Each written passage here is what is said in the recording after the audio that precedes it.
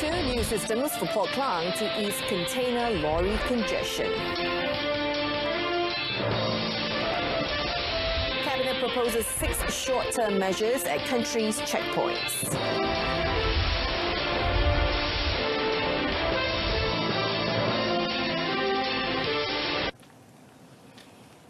Good afternoon, welcome to News on 2. I'm Jessica Lee. The Port Klang Authority, or PKA, will introduce 2 new systems which will enable freight forwarding companies to know in advance the arrival and exit times of their cargo, thus reducing traffic congestion caused by container lorries at the port. Transport Minister Anthony Loke Siew Fook said with the introduction of the cargo move system and the link call system, the authorities hope the traffic congestion caused by such lorries in the port area could be reduced by up to 20%. Trip itu sudah ada. Maksudnya dia masuk pelabuhan saja, dia sudah tahu apabila sudah hantar, letak kargo dekat pelabuhan, sudah ada kargo yang akan diangkut keluar. So there is a matching. Dia ini macam e-hailing lah. Cuma dia bukan ambil penumpang saja, dia ambil kargo, dia ambil barang. Dia macam Grab. Dia tak akan tunggu. Speaking in a news conference after an Aidilfitri event organised by Port Klang Authority and Port Klang Free Zone, Loke said that if the systems are effective in Port Klang, it will be extended to all ports nationwide. He also said that Port Klang had recovered an increase in container handling at 6.6 million TEU, that's 20 feet equivalent units, for the first 6 months of this year compared to 4.9 million TEUs for the same period last year. He said the increase was through government efforts in convincing international shipping companies to maintain their operations in the country. Loke said as a result of these initiatives, there has now been an increase in the number of containers that are being handled in Port Klang. Ranked the 12th busiest port in the world, he said there are plans to make Port Klang among the top 10. The 6 short-term measures will be implemented to handle the congestion at the country's checkpoints, especially at Bangunan Sultan Iskandar, or BSI Customs, Immigration and Quarantine CIQ complex, and the Sultan Abu Bakar CIQ KSAB complex in Johor. The measures were decided at the meeting of the Cabinet Committee to study a single agency at national border and checkpoints, including ports, yesterday, which was chaired by Deputy Prime Minister Datuk Sri Dr. Wan Azizah Wan Ismail, with the primary agenda of trade facilitation. According to a statement from the Deputy Prime Minister's office, the meeting also took cognizance of the congestion and management challenges at the BSI CIQ and KSAB, the second link CIQ, as well as agreeing on infrastructure and system improvements to overcome congestion at the 2 checkpoints. In the long term, the meeting also decided to increase the number of M-bike counters for motorcycles going out of Malaysia, biometric exemption for visitors going out, filling up to 99% of the Immigration Department posts, and Malaysia-Singapore bilateral cooperation for a single clearance. Also decided was extending the use of AutoGate for all foreign visitors, increasing the number of custom scanning machines, increasing the number of lorry counters at KSAB on par with TUAS, usage of hybrid counters, and the development of Immigration Integrated System, or IIS, with automation features. According to the statement, the meeting also agreed in principle that a study on a single agency to manage national border and checkpoints including ports should be implemented, as it is relevant to the current situation, as well as taking into consideration all needs such as finance, manpower, logistic and other related laws.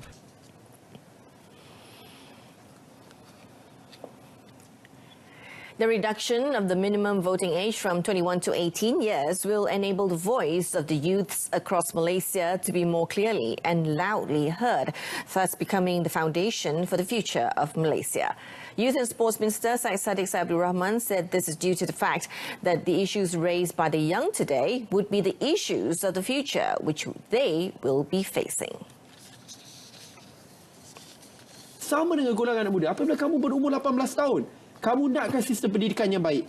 Kamu ingin pastikan kamu ada peluang beasiswa yang baik. Dan apabila kamu jadi graduan, kamu akan diberikan peluang pekerjaan. Isu-isu ini adalah isu-isu mereka.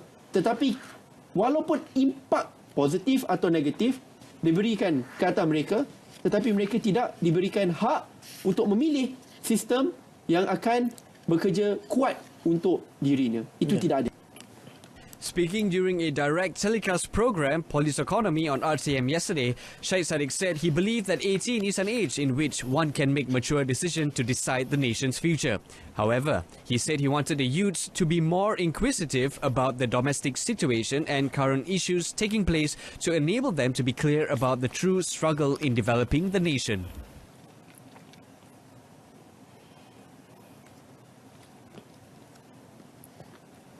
"21 drug pushers have been detained in an operation to detect and combat trafficking, addiction and abuse of the prohibited substance in 7 locations around Langkawi in the last 2 days since Monday.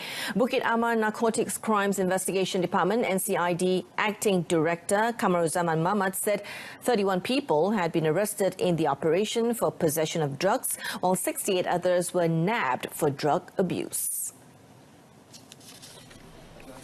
According to Kamaruzaman, the operation, which involves 200 personnel from Bukit Aman NCID, Kedah Police Headquarters, Langkawi Police Headquarters and Langkawi's Region 1 Marine Police, would be continued until a drug menace which had brought a bad image to the tourist island was eradicated. He said all the suspects, aged between 13 and 41 years, were detained for drug trafficking, possession and addiction, with 3 of them being Myanmar nationals and 5 Thai nationals.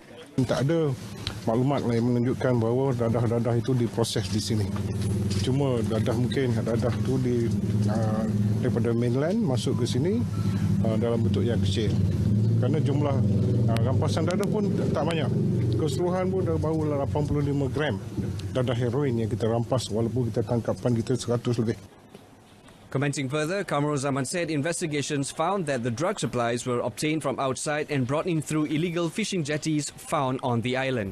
Meanwhile, commenting on the drug issue in Bukit Malut, Kamaruzaman said police would cooperate with the Village Community Management Council or VCMC to eradicate the unhealthy menace in the settlement area. Based on feedback received from Bukit Malut VCMC, he said 6 or 7 boats believed to be used for drug collection and distribution have been identified. Labuan Marine Police seized a Kota Kinabalu registered fishing trawler with a total haul of 100 kilograms of fish and nabbed 7 Indonesian fishermen on board for illegal fishing yesterday. The arrests and seizure were made during an operation dubbed Op Gelora Khas around Labuan waters. State Region 4 Commander Assistant Commissioner Muhammad Pajeri Ali said the arrest of the fishermen with their 51-year-old skipper was made after they were found fishing illegally at 9:30 a.m. in Malaysian waters off Jahat Shoal. He said the Marine Police team found them fishing at less than 6 nautical miles from the shoreline and were caught fishing using nets below 38 meters. Speaking to reporters, he said police also seized a fishing vessel with the engine, fishing equipment and marine catch at the time of the arrest. He said all 7 detainees were found with valid travel documents. The case, which has been referred to the Fisheries Department, is being investigated under Section 8(b) of the Fisheries Act 1985. A former army personnel is believed to have stabbed himself after he killed his wife in an incident at Taman Sri Duyung Phase 2 in Melaka yesterday.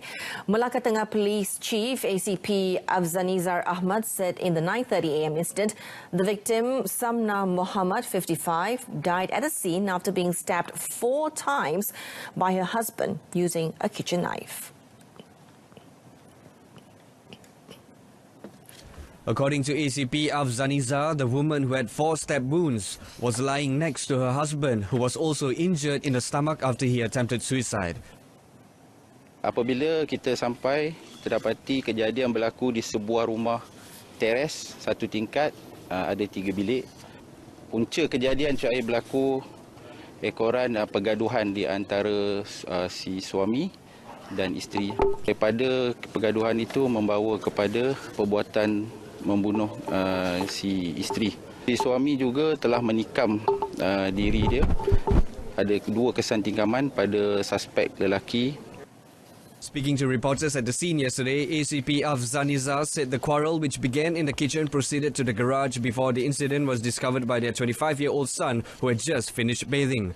Elaborating further, he said the suspect, who sustained serious injuries in the stomach, is now being treated at Melaka Hospital, and police have also seized a 23-centimeter knife believed to have been used during the incident.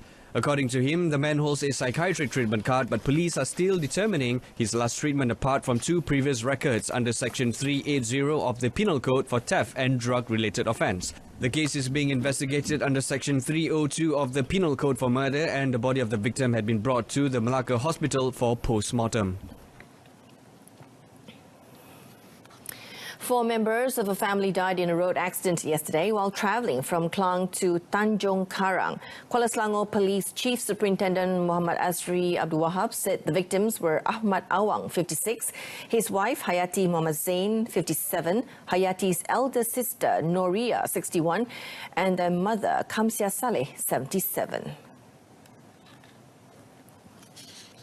Superintendent Mat Azri said the Perodor Viva car driven by Ahmad skid at kilometre 55 of Jalan Kelang, Teluk Intan, before veering onto the opposite lane and plunged into a ditch at about 1:30 p.m.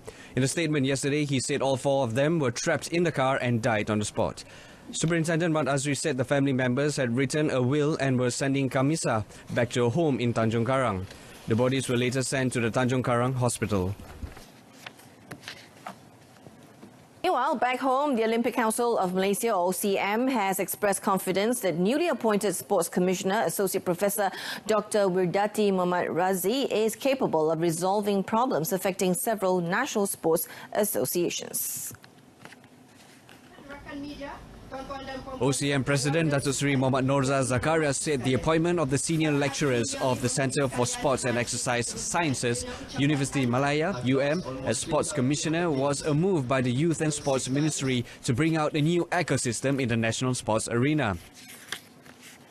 Saya yakin dan percaya dengan proses penilaian dibuat oleh kementerian, terutamanya yang dilantik oleh Yang Berhormat Tuan Syed Saddiq, beliau berupaya untuk menangani masalah-masalah yang ada.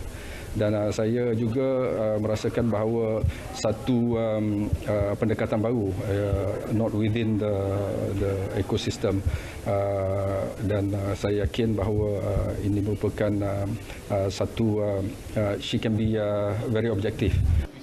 He told reporters this after the launching of the National Sports Medical Centre at the National Sports Institute in Bukit Jalil yesterday.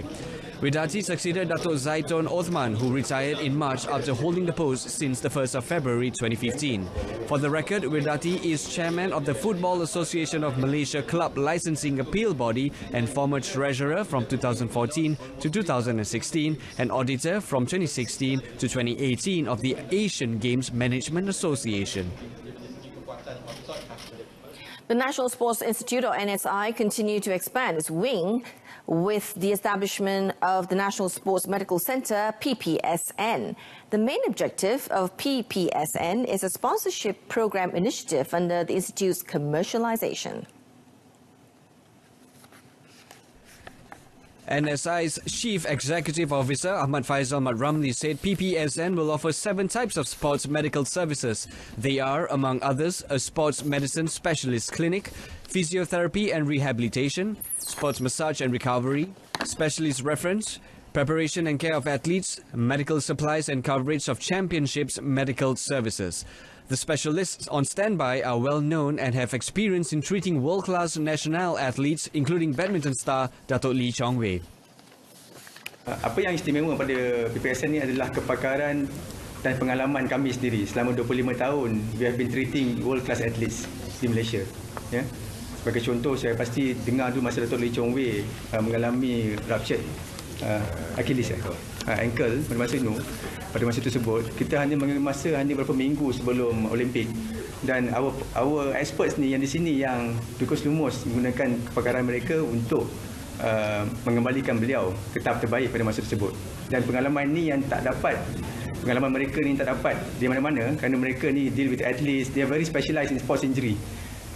Ini yang kami tawarkan kepada awam sekarang. The launch of PPSN, which was held at Bukit Jalil, was officiated by NSI Chairman Datuk Dr. Rahmat Muhammad on behalf of Youth and Sports Minister Syed Saddiq Syed Abdul Rahman.